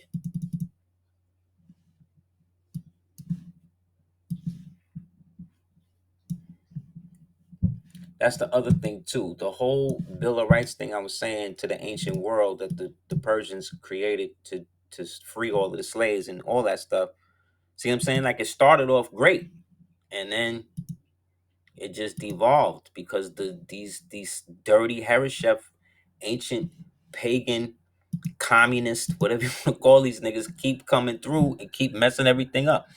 The Bill of Human Rights from the Persian Empire is often referred to as the Sirius Cylinder, a clay cylinder inscribed with the decrees of Cyrus the Great, the first king of Persia, who's considered the earliest expressions of human rights concepts, particularly regarding religious freedom and the return of exiles people to their homelands. You see? The content of the cylinder details Cyrus's conquest of Babylon and his policy of allowing conquered peoples to return their homelands and to practice their own religions, including the freeing of slaves. Historians often view Cyrus' cylinder as the foundational document for human rights due to its emphasis on tolerance and religious freedom. The original Cyrus cylinder is currently housed where? At the British Museum. Because the British lines, all of those niggas, the Brits, the Picts, the Celts, the Scots, the Welsh, the Cornish, all them niggas, they are all descended from those Danite tribes that co-opted the so-called nation of Israel, brought back in the ancient henotheist worship, meaning the worship of one God with the acknowledgement of all the other ones under it. And then they supplanted themselves on the trade route lines and then used their influence again through this Cyrus decree to then go into these different countries that was now being rebuilt and all of that and find ways to get people to go right back to doing the same bullshit they was doing. The Mamelukes and the Janissaries are the descendants of the Slavic people that I just showed you before this slide.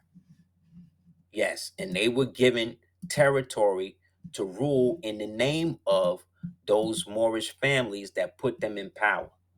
But those Moorish families, specifically of the blue bloodlines from West Asia, Europa, these niggas are the ones who were the conglomeration of the old Persians who were deposed, the old Romans who were deposed, and the so-called Ethiopians that both took their stock from, their genetic stocks from.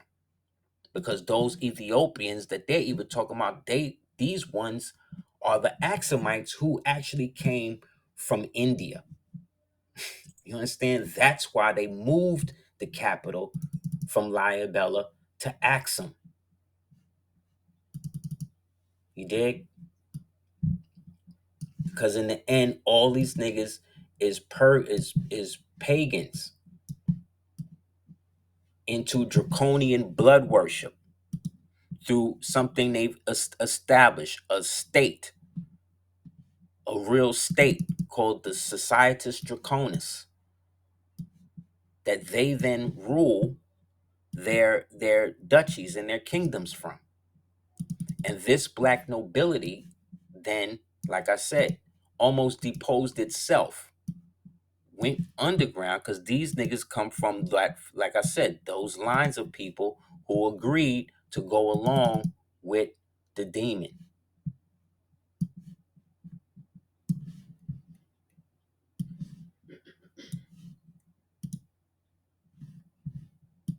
You understand? So when they say, oh, my family, there's witches in my family, people in my family was into black magic and shit like that, like, that's everybody's culture. That's everybody's culture, whether you Christian, Muslim, Hindu, whatever. Because the bottom line is nobody understands these ancient ruins and stuff. But what we do know is that they were more like machines than buildings.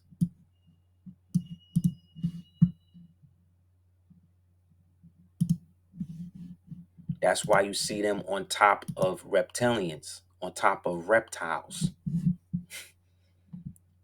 You understand? Because they came together by adopting each other's pagan religion, and then was able to use whatever other religion that was bringing up and then couch their stuff in that, and then create orders outside of that to get the regular people to go right back into the bullshit that got us all in a position in the first place. The Hammurabi Code again was now how humans were to govern themselves with the other beings that was now coming into this realm. When you go through it, you read a lot of stuff about like how commerce is supposed to be held between the people from the different nations, from the people from the sky and the people from the earth and shit like that. You're like, what is he talking about? That's probably it. So by the time the unification came between the Holy Roman Empire and the Inca Empire, they all merged together, and then they created a son. So Alatabe, who was the last Inca emperor before Charles, he had a daughter. Charles married his daughter, and then they had a son, and then that son had a son, and that son had a son. Eventually, that led to the birth of who they referred to as Desalegn in Haiti, Jean-Jacques, and then he was basically the emperor now of Earth, essentially. But he was for the actual people, so they had to get him up out of here. And Haiti, the empire of Haiti, then broke up, and then all of the individual states wound up becoming went under whatever national language they were going to use, and then they started the process of reshaping everything, moving all of the original people, dark-skinned peoples and all of them out, right, and then moving all of the Slavs and everybody else in. That's what always happens. That's why the Slavs don't have it. We ask, well, how come the people don't remember the Cabbage Patch era and all of that? Because these niggas was the first generation that they did that with. They don't remember nothing before that. And they were educated in the orphanages and all of the shit that they created for them niggas to be in. So of course they're not gonna know who they are, where they really came from. Definitely check out on Facebook, there's a brother called Knowledge of Self 2. He goes into a lot of this too. I think one of these joints is from his thing that somebody sent me.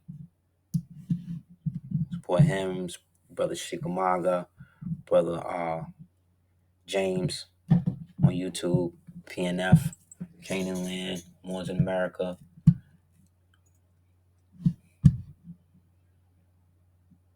Brother Paris, like anybody that's really out here doing it, man. We gotta definitely look out. Yeah, so they didn't even like this dude. So by the time the rosters got to Ethiopia and they looking for the king to deliver them and all of that, you understand, it just turned into some whole other shit. And then, you know what I mean? They never really recovered from that because people was looking at them like they was crazy. Because, like I said, he barely acknowledged them, but he literally became a god. Why? Because Bob Marley accepted him as God. Why is that important? Because Bob Marley wound up marrying into the Breakspear family through Cindy, through Damon's mother. So Damon is actually a descendant of the Orisini and all of that himself. You hear what I'm saying to you?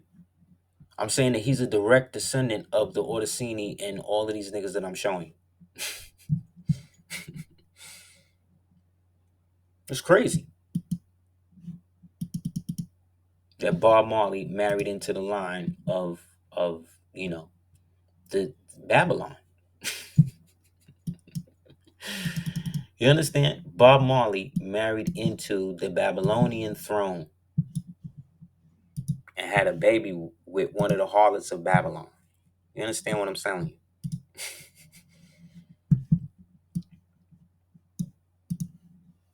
So, like I said, all the original Europeans is melanated.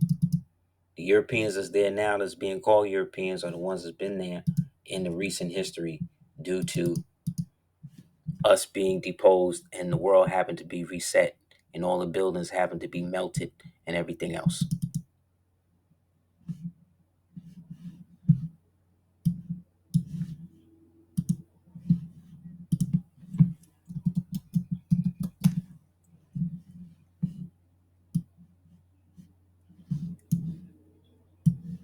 Look, there's another image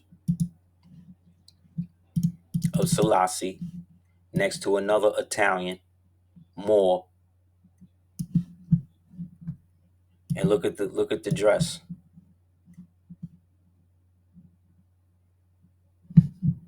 And again, I'm just using him as an example because he was one of the best examples of how to play 4D chess with the world and get black people to low key turn you into a deity.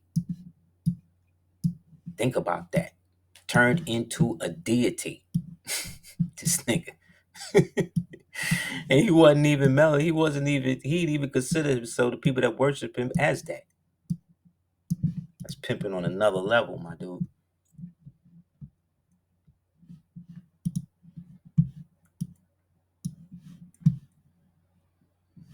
Where's it at?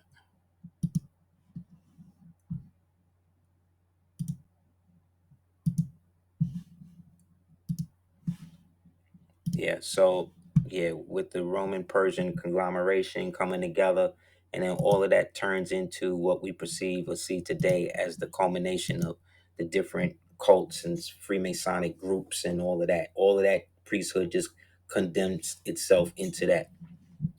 The roster band of red, yellow, and green, which were also colors of the Ethiopian flag, Haile Selassie had granted some acreage to the Shashamene, to the devotees, to satisfy their desire to return to Africa and have a place to settle. The Ethiopians described the rosters as impious and faintly ludicrous.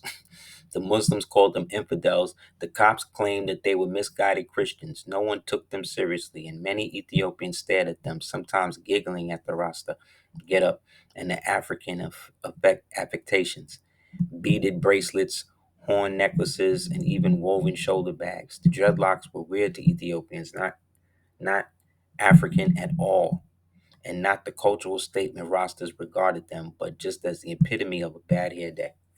See what I'm saying?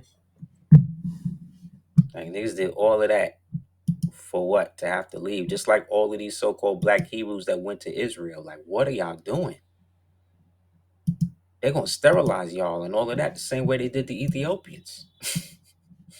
Or lock y'all up, or put y'all in slavery. Like you literally in hell with them people. See, 19th century of Giovanni Morto, aka Johannes Dictus Mortus, governor of Sicily under Emperor Frederick II, and after 1250, the apostolic camera and magister of the Prepostius of the Lucra, Italy, under Pope Innocent the 15th. So why would white people who are now running the papacy, knowing they just took the whole thing from the melanated people, why would they want melanated people around them still? They wouldn't. Because the Pope at this time and the rest of them niggas was all melanated. Like I said, they be using these niggas as decoys like they been doing.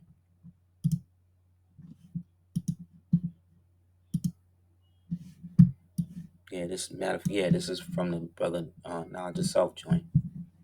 Definitely check him out on Facebook. Support.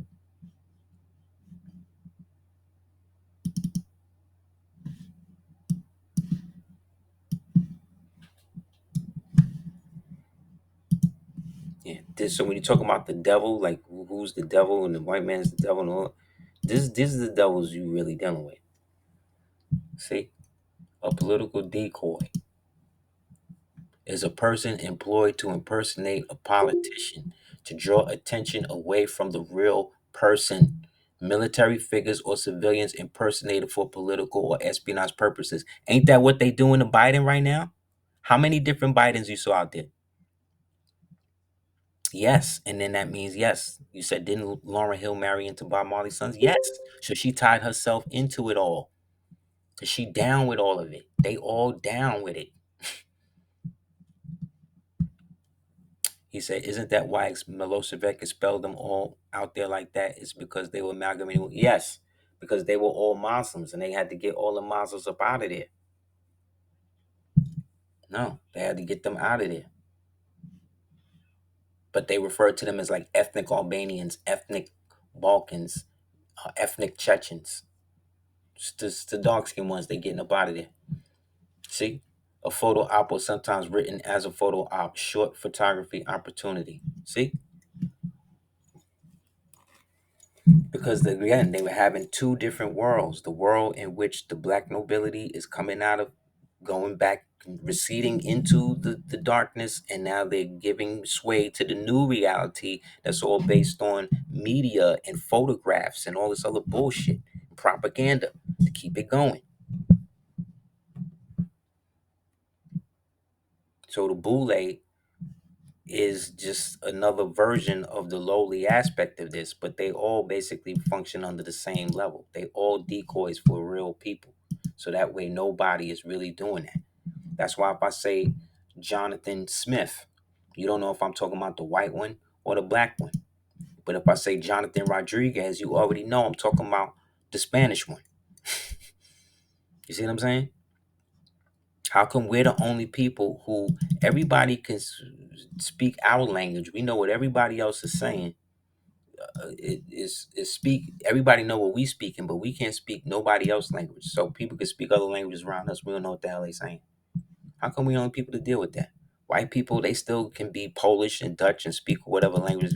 How come whenever we around somebody speaking no language, we don't never know what they talking about?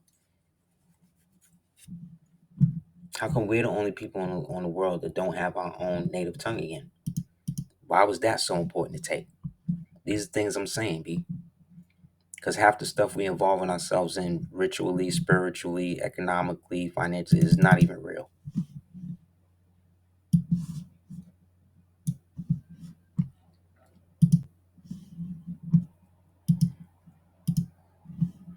Spain is much admired for its Islamic Mudehar architecture, Moorish architecture, both of which are evident from the city's former synagogues. See, the horseshoe arch and the features of Islamic building art to reveal the revival of 19th century. See, with a revival in the 19th century, known throughout Europe as Moorish, became popular as a minor branch of historical romantic style. The Moorish style was meant to be reminiscent not only of Muslim Spain, but also of the Muslim world in general, and incorporated many elements of evocative of Turkey alongside the Alhambra, the original Byzantine church, Saint Sophia. They telling you all of this is Moorish.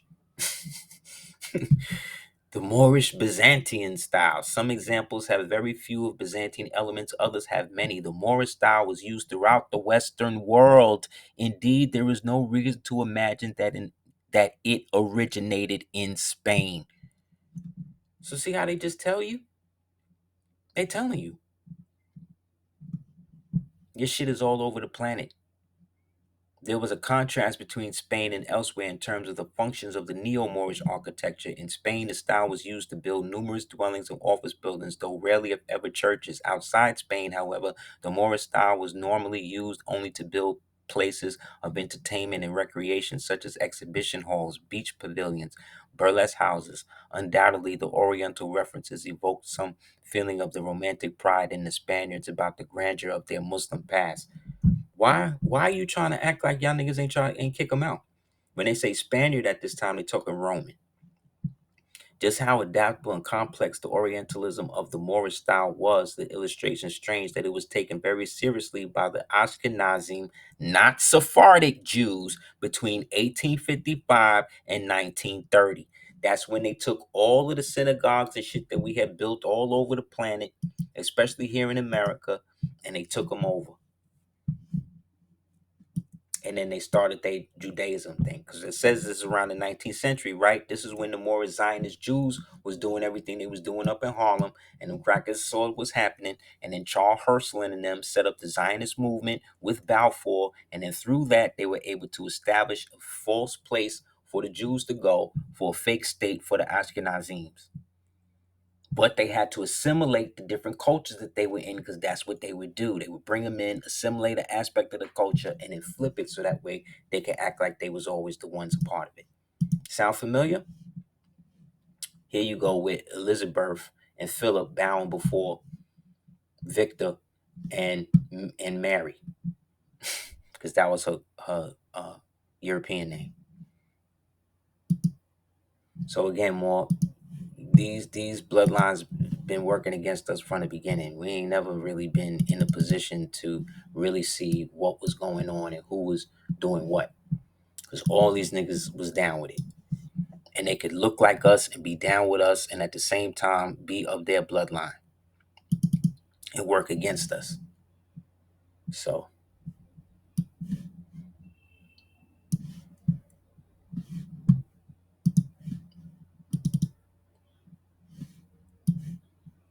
this is how they come in, and they always do it the same way. On your left is the House of Savoy, crest, coat of arms. On your right is the Ashkenazims doing what they do.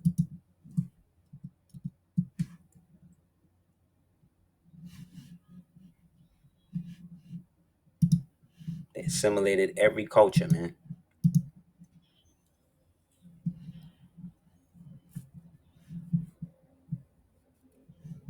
See? See the blue chevron? That's what this is called, the chevron. And the three Moors heads, the three Hebrew states that they married into, Moorish Hebrew states that they married into to help secure the bloodline and move it forward, bleach it out.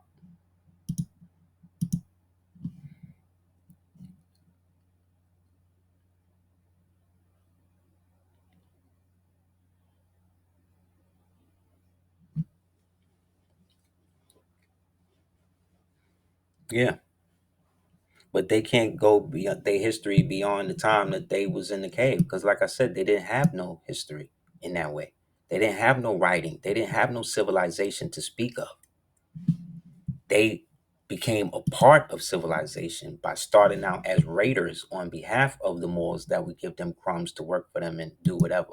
And then eventually they sold their daughters to these same Moors. And then that's how they was able to raise up in society and get shit cracking. Outside of that, they had never had nothing. We just read it. So like I said, this goes back all the way to the ancient world, in which these niggas was worshiping Aphrodite and then trying to be androgyny gods. And you know what I mean? Alexander the Great would dress up as Aphrodite during the festivals and stuff and have sex. It's like these niggas was constantly cross-dressing, going from one to the other, killing dudes in the most brutalist aspects of war, and then at the same time claiming the little boy and little girl slaves and shit, sacrificing them up to Moloch or whoever. Understand? Anybody have any questions?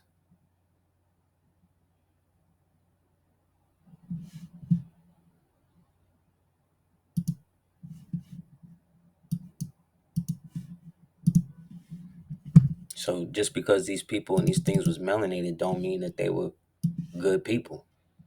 Like I said, a lot of them were the leftover ones from the old world that weren't able to go into the hyperbolic chambers like this nigga. This nigga's mentioned in Hillary Clinton emails when one of her black interns asked her if she ever had any more of the data from the King Nimrod uh, hibernation chamber. You can look it up. All facts. Said this dude is massive. And the container he's in is massive.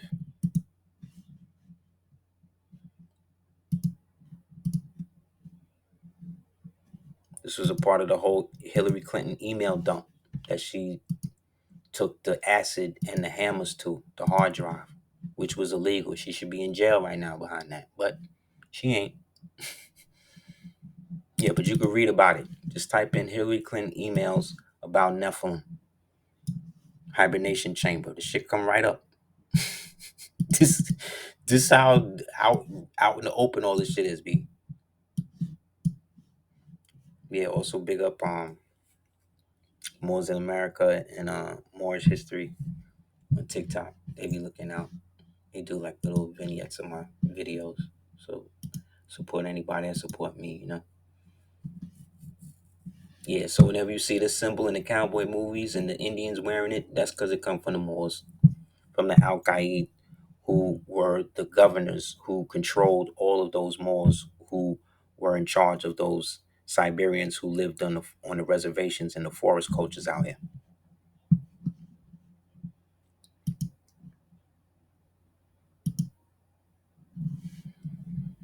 Because essentially it's the Star and Crescent.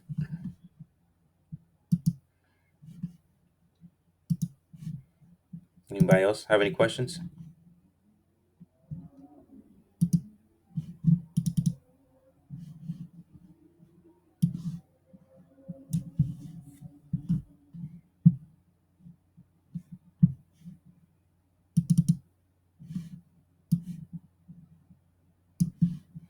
That's why all over Germany, all over Spain, all over Europe, it's nothing but Moors, man.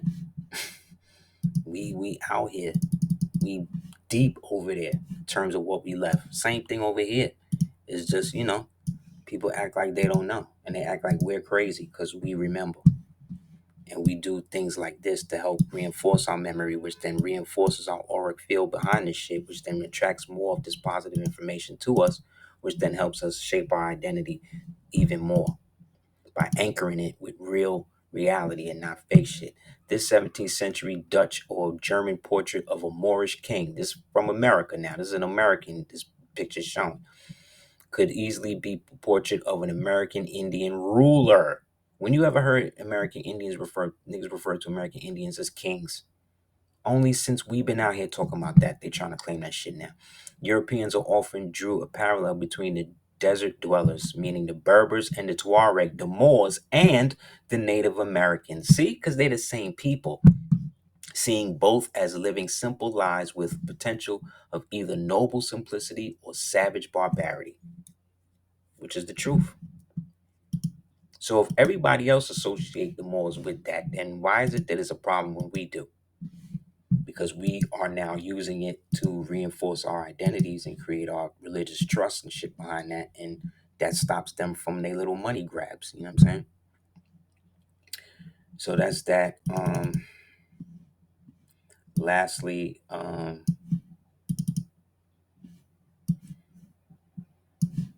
yeah. So only the ones that had relationships with those ancient kings and queens and shit. That's us. Everybody else is fronting. So when they say American Indian, they saying more. All this other stuff is just people fronting.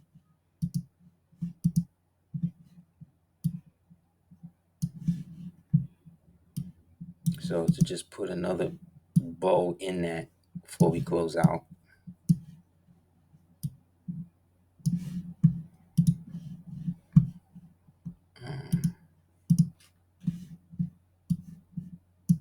Big up to whoever finger this is too. I got this. Somebody, people just be sending me different clips and stuff based on the classes, so I just be thankful that I'll be able to use them in different joints. The Hatti lorded it over the peoples who lived in Asia Minor. They were the inventors of the double-headed eagle. These are the Hittites. It has also been a symbol of the German Empire. Professor A. Sauce says that they left these people to invent the double-headed eagle. The Hittites, or the Chatti, seem to have had a special fancy of combining parts of different animals into strangely composite statues of grotesque forms. You see? He goes on to say that they're responsible for bringing the double-headed eagle into Europe, and they have even found in Turkey, where the ancient Hittites lived, the same symbol found in Europe, the double-headed eagle. You see? From the kingdom of Prussia, the Eastern European nations have the double-headed eagle as well. See below, some of Abraham's descendants joined with the Assyrians, so it is also likely that since they joined the Assyrian community, that they incorporated it as their symbol as well. So when we say the Chatti, we're talking about the Hittites. The Hittites, the Moabites, the Canaanites, these are all Moorish peoples.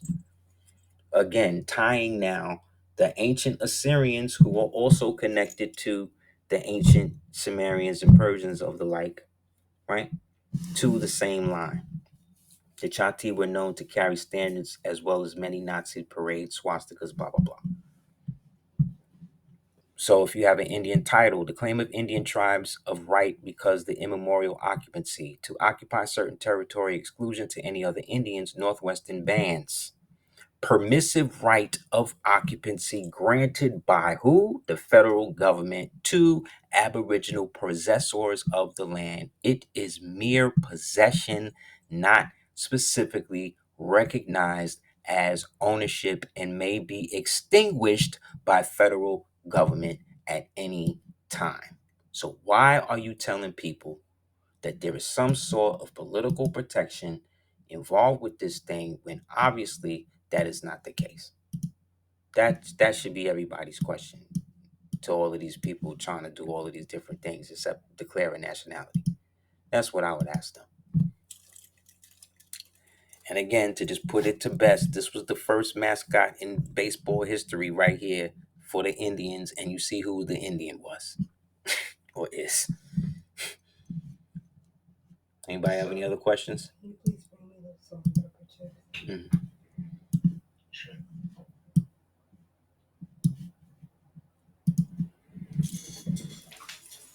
Peter, I'm gonna whisper it again. Oh, I thought you were telling me. It's cold.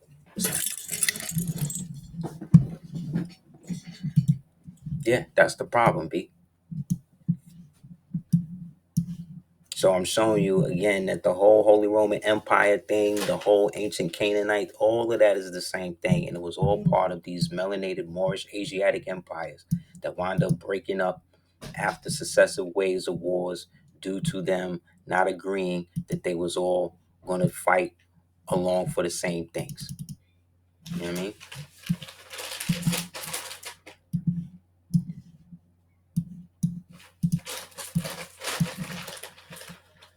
Just basically drones of another kind, man. But that's what they were doing. And the whole Israel, the way that it's set up today, is basically set up as, like I said, it's the modern Crusader kingdom.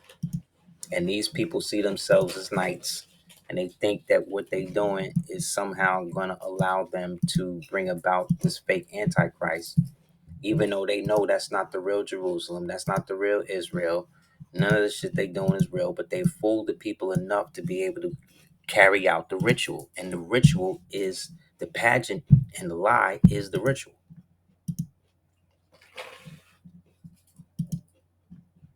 And they believe it. Like, this is the last known knight. Joseph Mensic, the last knight. He lived in Czechoslovakia. See, he was a Slav up until 1945, like a real knight. He lived in a castle without electricity or cars, and he even attacked German tanks on his horse in full armor during World War II.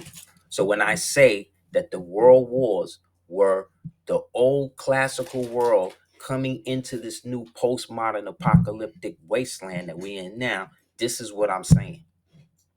up until then. This is how niggas was out here walking out here like this in 1940s. There was straight nights out here, B.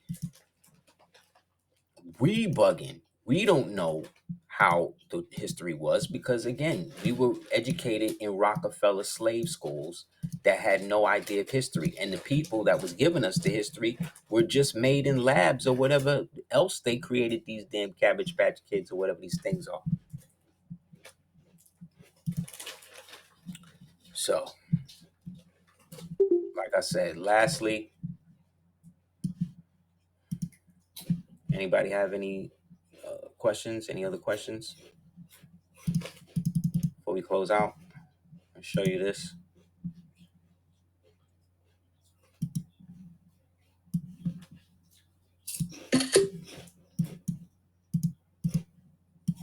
There's no bigger false prophet in the universe right now than Google.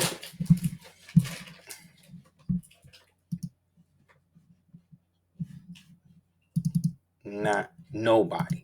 And now that they're building computers with actual brains and veins to pump blood in them, we're at the final, what they say, the final countdown, as they say.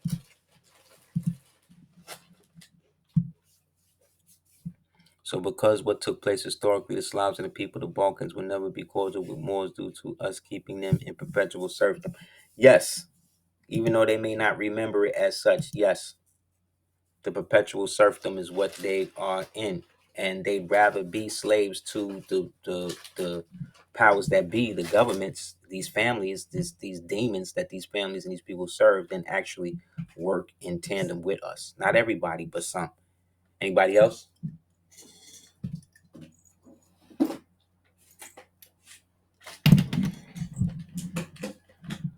So again, you can Google this yourself.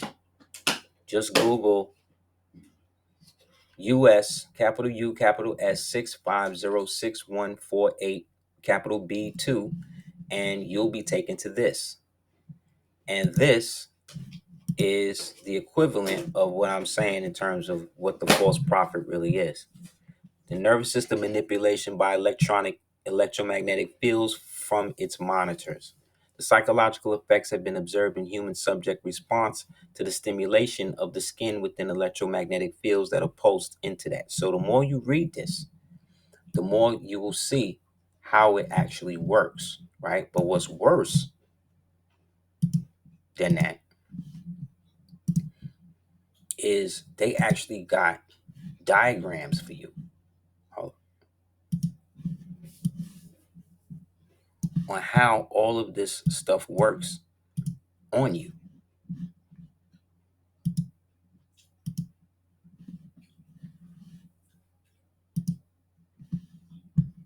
See?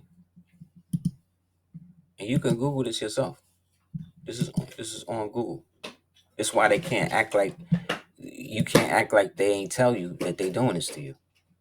This is how it actually works and modulates to your frequency by turning you into that. So if you took a vaccine or something else, or you have too many heavy metals in you, Margellans in you, you know what I mean? You eat too much acidic foods and stuff like that, you are more susceptible to these manipulations that's coming through these ELF frames based upon the low yield frequencies that they're sending them to you through, because you're more susceptible because your body is weaker.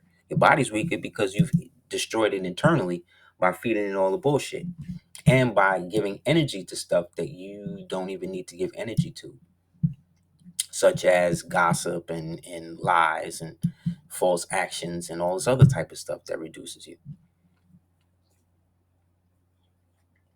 Yes, the Moors all over the Philippines. The Philippines is named after a Moor named King Philip, who was a Morisco Moor.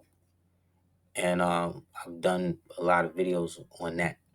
But I'll do one more updated to get into them as well. Yeah, there's a group of people in the Philippines called the Moros, and they have their own culture. They not with anything the Filipino government is trying to do. They have been fighting against the occupation, the colonialists, the Colon family since 1495. or whenever the date that the so-called Romans, aka Spaniards, went in there to do their thing. Anybody have any other questions? So yeah, please look this up. Really read it though. Go through it so you understand what's happening and how to start to relinquish yourself from some of these frequencies, setting up Faraday cages and shit like that.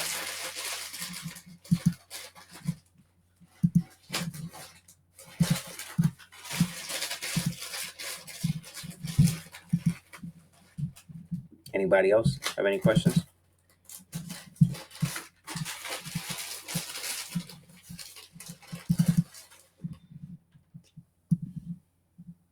Yeah, just type it in, whatever it is.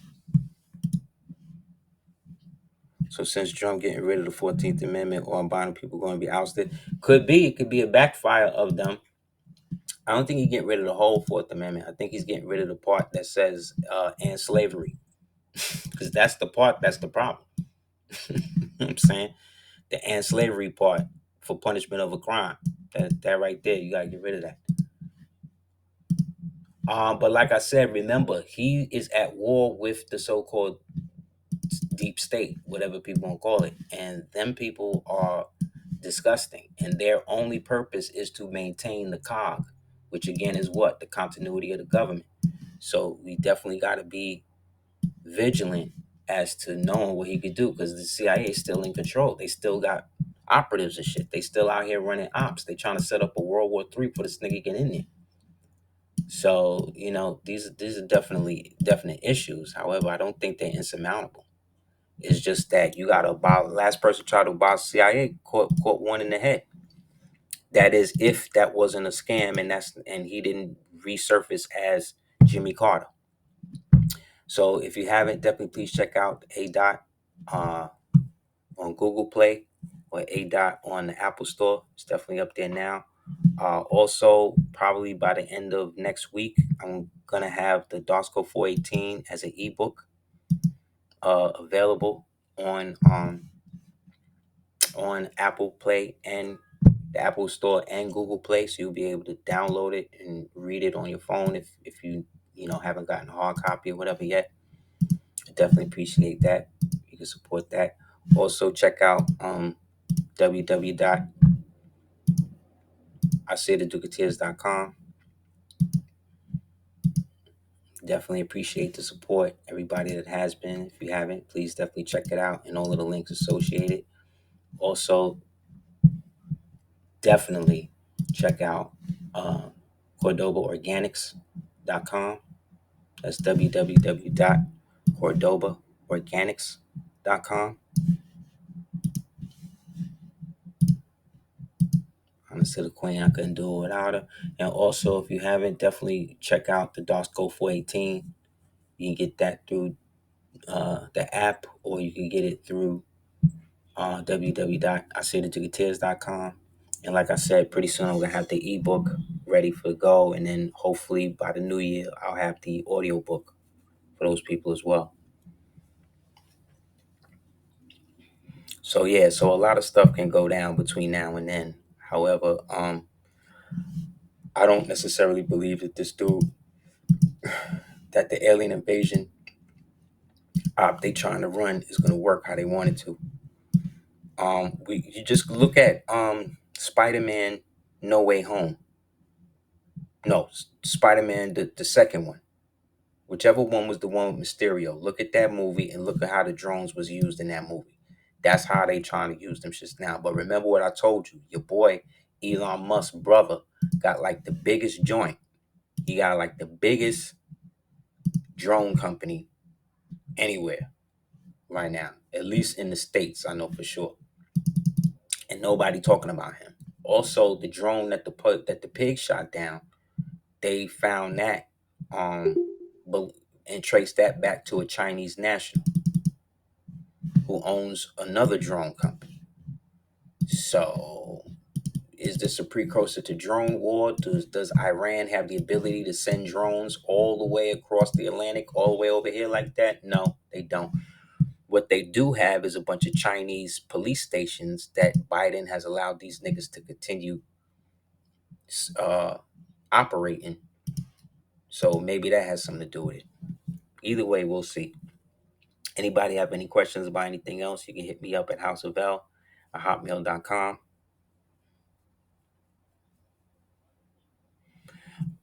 Yeah, unfortunately, I think you may have to do that. Just due to how Apple set it up. I don't have this, I don't use their server. So I think every time there's an update or something like that, you may have to do it like that, unfortunately. To get something else popping. But I appreciate the support anyway. I got some new stuff on the app up there as well. So you can check that. And like I said, in the new year, I'm gonna be able to start doing the lives through the app as well. So if anybody wants to set up an appointment or anything like that, we can do it through there. All right. So again, anybody else have any questions? Just let me know. Hit me up at houseofl@hotmail.com, and we'll definitely make it happen. Till again, Islam. Thank you guys for coming through. Long live the empire. Stay vigilant, inshallah, and inshallah, see you guys next time. Peace.